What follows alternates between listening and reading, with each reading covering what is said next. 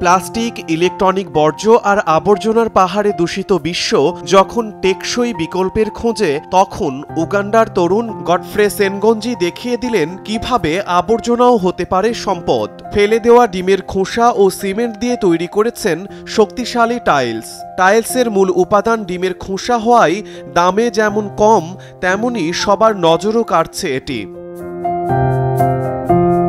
সাধারণত চীন, ইতালি, তুরস্ক ও মিশরের মতো দেশ থেকে উগান্ডায় টাইলস আমদানি করা হয়। এসব টাইলস ক্লে, সিরামিক, পার্সোলিন বা মার্বেল ও গ্রানাইট দিয়ে তৈরি। অন্যদিকে সেনগঞ্জি সিমেন্টের সঙ্গে ডিমের খোসার গুঁড়ো মিশিয়ে টাইলস বানান। তার তৈরি করা টাইলসের মূল উপাদানই হচ্ছে ডিমের খোসা।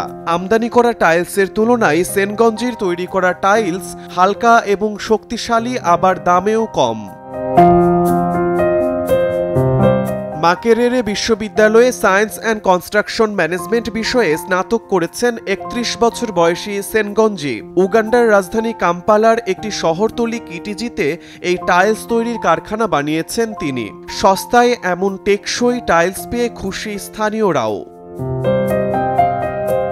এই টাইলস ডিমের খোসা অন্য কিছু জৈব উপাদান রোদে শুকিয়ে বা স্বল্প তাপমাত্রায় তৈরি হওয়ায় এতে কার্বন নিঃসরণও অনেক কম। টেকসই ও পরিবেশ বান্ধব এই উদ্ভাবন শুধু পরিবেশ রক্ষা নয়, বরং স্থানীয় অর্থনীতিও চাঙ্গা করে তুলতে পারে বলে মত স্থানীয়দের। ফেসবুকের বদৌলতে ইতিমধ্যেই পুরো বিশ্বে সাড়া ফেলেছে তার অভিনব এই উদ্ভাবন।